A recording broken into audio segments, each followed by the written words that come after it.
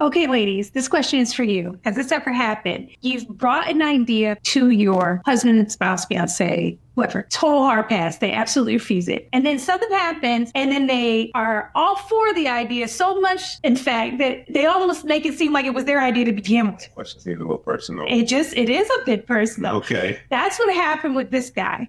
Okay, when I first asked him to attend a financial seminar and conference. Do you remember that? I do remember that. I do remember that. Yes. So here's my question. Sure.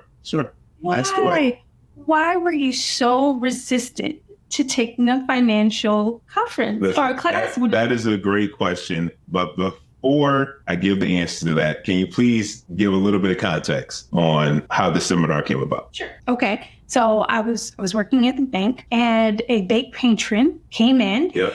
And we struck up a conversation, and he told me about this biblically based financial conference. And I was like, oh, that's really cool. Anyway, it was literally down the street from our house at the time. We could walk there. It was really simple. It was one day. It was really inexpensive, included lunch, the whole thing. Sure. And how do you guys get on that topic? Because you're supposed to be talking about selling credit cards and home loans, right? We were talking about money, obviously, Okay. and wealth building and savings and everything like Understood. that. Okay. And that's how we got up the And time. then got to the seminar. We got to the seminar, Okay. gave them information. Anyway, Sure. I presented, went home, right? Okay. After work, I told you all about it. did. There was a link to it. So I showed you the link, all the information, all the details. It was being hosted at a church down the street from our house. So we were very familiar with this church. Yes. Everything. Yeah. And you were like, absolutely no. Yes, I was. And there was a reason for that. Multiple reasons. Please tell me.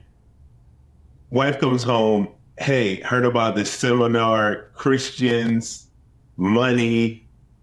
I'm thinking Ponzi. I'm thinking fraud. I'm thinking they're going city to city, finding the most naive Christians as possible, getting them, hyping them up on some type of scriptures. And the next thing you know, you're in an offering line. You bought a book. You bought like a money, some money shoes and a money backpack.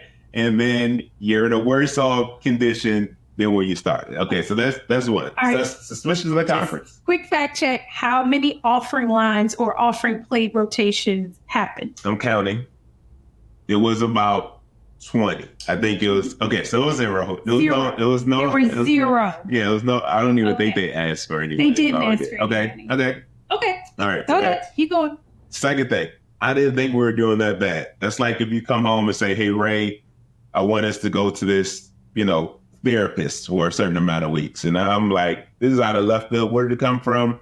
I thought our marriage was okay. I thought our money was okay. I thought we were, doing all right, compared to, our friend group, compared to our neighborhood. We had a house, we had a car. Like, I didn't think we were in that dire of a situation that will demand us to go to a seminar. But okay, so just to make sure I'm hearing that correctly, Sure. that means you, in your opinion, or at least at that time, your opinion was you only get financially educated when you're in financial peril, when things are bad?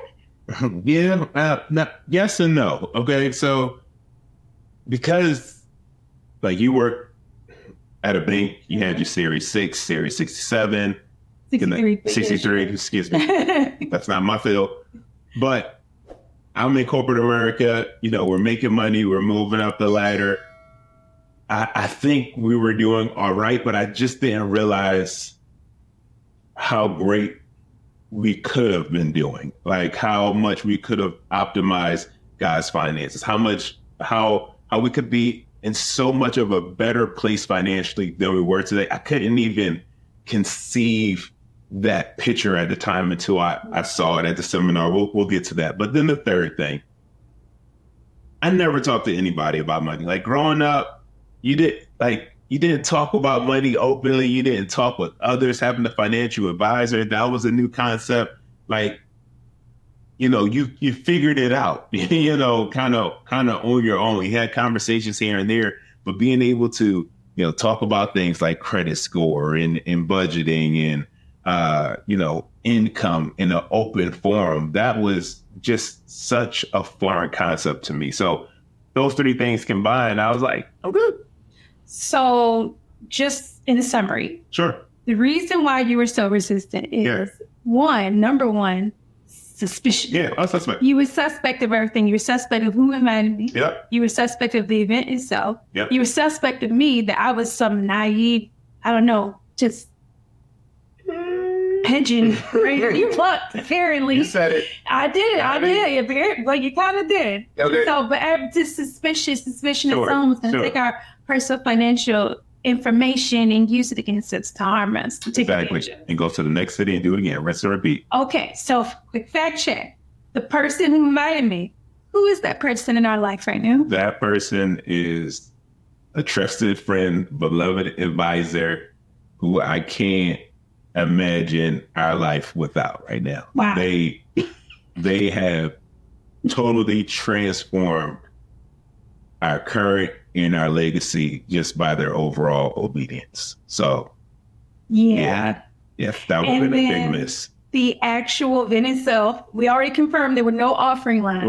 Right. Event itself, professional, fantastic, being able to hear real stories, see real people.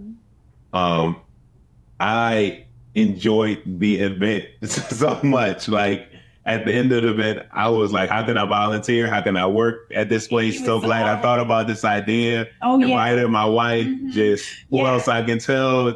Yes. Yes. Drank And the Kool-Aid. drank that Kool-Aid and Yes. claimed it for himself. I Yes. made this Kool-Aid. As far as he was I concerned. did. Yeah, he made I did. But that's me. That's my personality. Either I'm out or I'm in. And when I'm in, I'm all in. So you know that about me before we got married. Next. And then also too, again, suspicious about the financial information. Was any financial information collected? No, it wasn't. No. Nope, not at all. So Yeah. all in all, suspicions were unfounded, They were. right? They were. And it Yeah. was worth it. So Yeah, absolutely. And I, you may be thinking, well, maybe what could I have done better? How could I have presented this in a way which you would have received it the first time? And truth be told, if I was you and I got the pamphlet, I probably would have took about 15 of those pamphlets and just spread them out in different places around our city, around our house, and just let me stumble across. I would open it up and then I was like, hey, babe, I don't know. Really? You wouldn't have to do that. I gotta play games. You don't have to play games. I just need to be humble. When you present something like that, it was for our household, for our family, not taking it as a personal attack, not taking it as something wrong, but maybe even asking you like, oh, well, what do you think or you hope we'll get out of this? And just try to explore that. I mean, it was at the time, $25 a couple or something. It was very minor. nominal.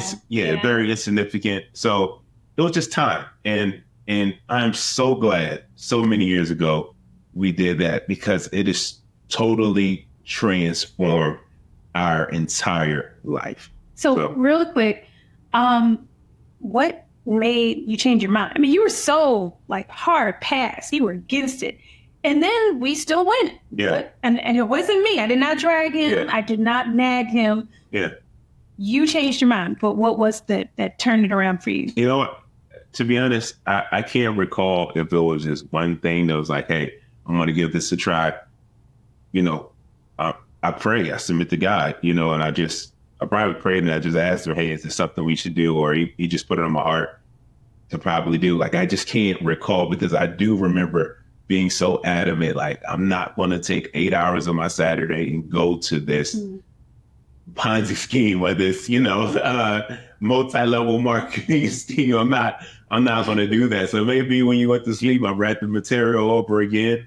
It was like, hey, why don't we just give this a try? But in no ways, I can't take the credit for going. Like, I'm grateful that you had, I wouldn't even say courage, so I hope I wasn't that intimidating, but you took the initiative to not only, get that idea from the bank, but bring it to our family, bring it to me, and then not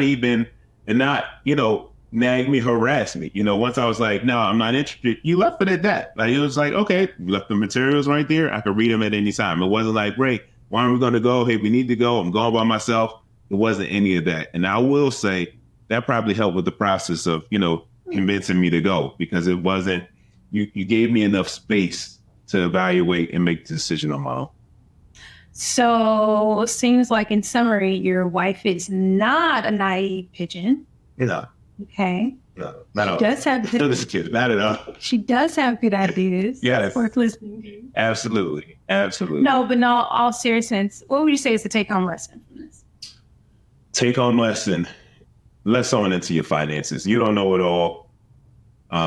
You may be doing okay, but you never know, how much greater things could be until you see it, until you're around others. Your approach as a married couple, you're coming in with two different approaches, and just being able to focus on something greater than your wife's approach or than your husband's approach. We had a central approach where we could focus on the Bible, what it has to say, and we can align our lives to that. Like that was huge, because then our financial discussions just wasn't my opinion versus your opinion. It was like, okay, we're centralizing or focusing on this new process that we have agreed to align to, and just being open to try new things with your finances. Like, if it doesn't work, great. As long as the, investment is not betting the whole farm, give it a shot. So letting people in. So I think I can't say, there's just one takeaway, but I will say, even by you watching the video, you're kind of one step closer, because you're being open to, other information that's out there financially, and talk to your spouse about, okay, where do we go from here? We're open to it. How do we get from point A to point B? Be open. Yeah, that's it.